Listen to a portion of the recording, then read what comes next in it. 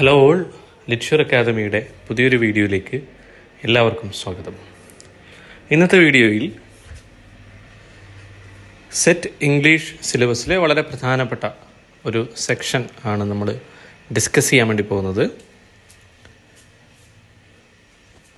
Received pronunciation എന്നതാണ് ഈ സെക്ഷൻ്റെ title. അപ്പോൾ ഇതിനെ നമ്മൾ ഷോർട്ട് ഫോമിൽ RP എന്ന് വിളിക്കും. നിങ്ങളിൽ പലരും ഇത് കേട്ടിട്ടുണ്ടാവും, പഠിച്ചിട്ടുണ്ടാവും. അതെന്താണെന്ന് നിങ്ങൾക്ക് ഓർമ്മയുണ്ടോ? ഓർമ്മയില്ലെങ്കിൽ നമുക്ക് ആ ഓർമ്മ പുതുക്കാനും കൂടുതൽ കാര്യങ്ങൾ പഠിക്കാനുള്ള ഒരു അവസരമാണ് ഈ വീഡിയോ. സെറ്റ് എക്സാമിലെ ഇംഗ്ലീഷ് സിലബസുമായി ബന്ധപ്പെട്ട റിപ്പീറ്റഡായിട്ട് ചോദ്യങ്ങൾ ചോദിച്ചു കാണാറുള്ള പാഠഭാഗങ്ങളിൽ നിന്ന് നമ്മൾ തിരഞ്ഞെടുത്ത് ഓരോ സെക്ഷൻസ് ഇതുപോലെ ഡിസ്കസ് ചെയ്യുന്നുണ്ട്. ആ സീരീസിലെ പുതിയ വീഡിയോ ആണ് നിങ്ങളിപ്പോൾ കണ്ടുകൊണ്ടിരിക്കുന്നത്. അപ്പോൾ വീഡിയോയിലേക്ക് വരുന്നതിന് മുന്നേ ലിറ്ററേച്ചർ അക്കാദമിയുടെ അടുത്ത സെറ്റ് എക്സാമിന് വേണ്ടിയിട്ടുള്ള റെഗുലർ കോഴ്സ് ആരംഭിച്ചിട്ടുണ്ട്. അപ്പോൾ താല്പര്യമുള്ള എല്ലാ വിദ്യാർത്ഥികളും എത്രയും പെട്ടെന്ന് ഞങ്ങളെ കോൺടാക്റ്റ് ചെയ്യുക. അപ്പോൾ വീഡിയോയിലേക്ക് വരാം. അപ്പോൾ എന്താണ് റിസീവ്ഡ് പ്രൊനൗൺസിയേഷൻ അഥവാ RP? RP എന്ന് പറയുന്നത്, ഇതിന് മറ്റ് പേരുകളും ഉണ്ട് കേട്ടോ. ക്വീൻസ് ഇംഗ്ലീഷ് എന്ന് പറയും, BBC ഇംഗ്ലീഷ് എന്ന് പറയും. അപ്പോൾ ഇത് ബ്രിട്ടനിലെ, പ്രത്യേകിച്ചും സതേൺ ബ്രിട്ടനിലെ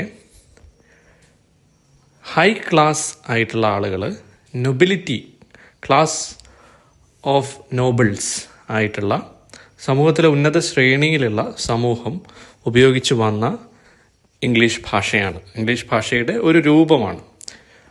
ആ രൂപം അല്ലെങ്കിൽ ആ വേർഷൻ പിന്നീട് ബ്രിട്ടനിലെ സാമൂഹ്യമായും സാമ്പത്തികമായിട്ടും ഉയർന്ന ശ്രേണിയിലുള്ള അപ്പർ ക്ലാസ് ആയിട്ടുള്ള ആളുകളുടെ ഒരു ഭാഷയായി മാറി.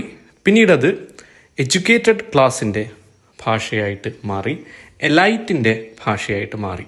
ഇപ്പോൾ കൾച്ചറലി എലൈറ്റ് ആയിട്ടുള്ള, എഡ്യൂക്കേഷണലി എലൈറ്റ് ആയിട്ടുള്ള ആളുകൾ യൂസ് ചെയ്യുന്ന ഒരു ഭാഷയായിട്ട് മാറി. പിന്നീടത് ബ്രിട്ടനിൽ ഉൾപ്പെടെ ലോകത്ത് പലയിടത്തും ഭാഷ പഠിപ്പിക്കുമ്പോൾ സ്റ്റാൻഡേർഡ് വേർഷൻ ഓഫ് ഇംഗ്ലീഷ് എന്ന രീതിയിൽ ഉപയോഗിച്ച് തുടങ്ങി.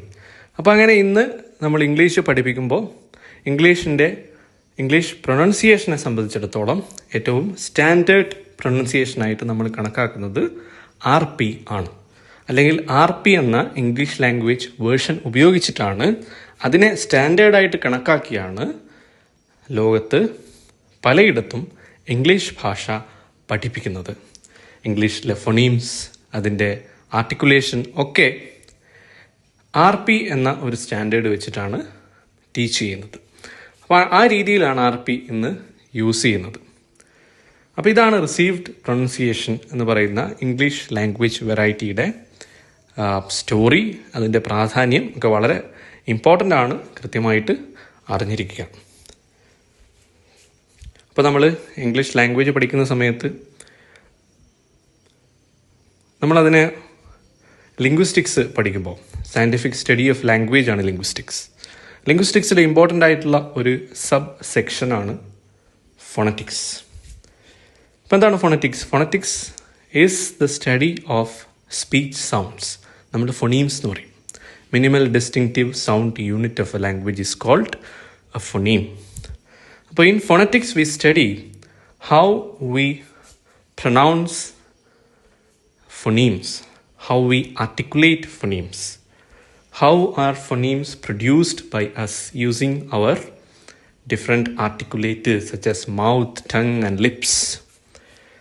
അപ്പോൾ അതിൻ്റെ പഠനമാണ് ഫോണറ്റിക്സ്. അപ്പോൾ അങ്ങനെ ഫോണറ്റിക്സ് പഠിക്കുമ്പോൾ നമ്മൾ ഓരോ ഫൊണീമിൻ്റെയും ഉച്ചാരണം, പ്രൊനൗൺസിയേഷൻ പഠിക്കണം. അതിൻ്റെ സൗണ്ട് എന്താണ് എന്ന് പഠിക്കണം. അങ്ങനെ പഠിക്കാൻ വേണ്ടിയിട്ട് RP ആണ് നമ്മൾ മോഡൽ സ്റ്റാൻഡേർഡ് ആയിട്ട് നമ്മൾ യൂസ് ചെയ്യുന്നത്. അപ്പോൾ അതാണ് റിസീവ്ഡ് പ്രൊനൗൺസിയേഷൻ എന്ന് പറയുന്ന ലാംഗ്വേജ് വെറൈറ്റിയുടെ പ്രാധാന്യം. അപ്പം അത് സൗത്ത് ബ്രിട്ടനിലാണ് ഒറിജിനേറ്റ് ചെയ്തത് എന്നത് ഓർമ്മിക്കുക. അപ്പോൾ ഇന്ന് BBC അടക്കമുള്ള ഏറ്റവും പ്രധാനപ്പെട്ട ഇംഗ്ലീഷ് ലാംഗ്വേജ് ബ്രോഡ്കാസ്റ്റേഴ്സൊക്കെ RP ആണ് യൂസ് ചെയ്യുന്നത്. അപ്പോൾ നമുക്കറിയാം, ഒരു ഭാഷയ്ക്ക് ഒരുപാട് വെറൈറ്റീസ് ഉണ്ടാവും, വേർഷൻസ് ഉണ്ടാവും. മലയാളത്തിൽ നമുക്ക് വള്ളുവനാടൻ മലയാളമുണ്ട്, കോട്ടയം സൈഡിൽ മറ്റൊരു മലയാളം, തിരുവനന്തപുരത്തേക്ക് വന്നാൽ തികച്ചും വ്യത്യസ്തമായ മറ്റൊരു ശൈലി കാണാം, കാസർഗോഡ് മലയാളം വ്യത്യസ്തമാണ്. അപ്പം അങ്ങനെ നമ്മളതിനെ ഡയലക്ട്സ് എന്ന് പറയും അല്ലേ, റീജിയണൽ വെറൈറ്റീസ് ഓഫ് ലാംഗ്വേജ്. അപ്പോൾ അതുപോലെ ഇംഗ്ലീഷിന് ഒരുപാട് വെറൈറ്റീസ് ഉണ്ട്, ഇന്ത്യൻ ഇംഗ്ലീഷ് ഉൾപ്പെടെ. അപ്പോൾ ആ രീതിയിലുള്ളൊരു വെറൈറ്റിയാണ് ഇതും. പക്ഷെ അതിന് പിന്നീട് സാംസ്കാരികമായിട്ടും സാമൂഹ്യപരമായിട്ടും ഉള്ള അതിൻ്റെ ഒരു എവല്യൂഷനിലൂടെ അത് ഗ്ലോബലി അക്സെപ്റ്റഡ് ആയിട്ടുള്ള ഒരു ലാംഗ്വേജ് വേർഷനായിട്ട് മാറുകയാണ് ചെയ്തത്. അപ്പം എന്ന് വെച്ചാൽ ഇത് മറ്റ് ലാംഗ്വേജ് വെറൈറ്റീസിനേക്കാൾ ഏതെങ്കിലും രീതിയിൽ സുപ്പീരിയർ ഒന്നുമല്ല, ആ രീതിയിൽ കാണരുത്. അല്ലെങ്കിൽ ഇതാണ് കറക്റ്റ്, മറ്റുള്ളതെല്ലാം റോങ് ആണ് എന്ന് കാണരുത്. ഭാഷ പഠിക്കുന്ന ഒരു വിദ്യാർത്ഥിയെ സംബന്ധിച്ചിടത്തോളം ആ രീതിയിൽ കാണുന്നത് തെറ്റായ സമീപനമാണ്. ഇപ്പോൾ നമ്മളെ സംബന്ധിച്ചിടത്തോളം എല്ലാ ഭാഷാ രൂപങ്ങളും ഈക്വലി വാലിഡാണ്, അത് അക്സെപ്റ്റബിളാണ്. RP എന്ന് പറയുന്നത് അതുകൊണ്ട് തന്നെ മറ്റ് വേർഷനേക്കാൾ സുപ്പീരിയർ ആയിട്ടുള്ളതോ കൂടുതൽ ശരിയായിട്ടുള്ളതോ ആയിട്ടുള്ള വേർഷനല്ല, എന്നാൽ ഗ്ലോബലി അക്സെപ്റ്റഡ് ആയിട്ടുള്ള ഒരു വേർഷനാണ്. ഇംഗ്ലീഷ് ലാംഗ്വേജ് പഠിപ്പിക്കാൻ ഏറ്റവും കൂടുതൽ യൂസ് ചെയ്യുന്ന ഒരു സ്റ്റാൻഡേർഡ് വേർഷനായിട്ട് കണക്കാക്കുന്ന ഭാഷാ രൂപം മാത്രമാണ് RP. അപ്പോൾ ആ രീതിയിൽ RPയെ കാണുക, പഠിക്കുക. അപ്പോൾ ഇത്രയാണ് ഈ ഒരു സെക്ഷനിൽ നമുക്ക് ഡിസ്കസ് ചെയ്യാനുള്ളത്. മറ്റൊരു ടോപ്പിക്കുമായിട്ട് വീണ്ടും കാണാം. ലിറ്റ്യൂർ അക്കാദമിയുടെ അടുത്ത സെറ്റ് എക്സാമിന് വേണ്ടിയിട്ടുള്ള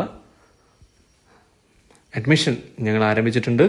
റെഗുലർ കോഴ്സിൻ്റെ ഭാഗമായിട്ട് മുഴുവൻ സിലബസും കവർ ചെയ്യുന്ന രീതിയിൽ PDF മെറ്റീരിയൽ, വീഡിയോ ക്ലാസ്സുകൾ, unit wise exam, model exam, previous year question paper analysis തുടങ്ങി ഒട്ടേറെ ഫീച്ചേഴ്സ് അടങ്ങിയിട്ടുള്ള റെഗുലർ കോഴ്സാണ്. അപ്പോൾ താല്പര്യമുള്ള എല്ലാ വിദ്യാർത്ഥികളും എത്രയും പെട്ടെന്ന് കോൺടാക്റ്റ് ചെയ്യുക. കോൺടാക്റ്റ് ചെയ്യുന്ന നമ്പർ വീഡിയോയുടെ കമൻറ്റ് ബോക്സിലും ഡിസ്ക്രിപ്ഷൻ ബോക്സിലും കാണാം.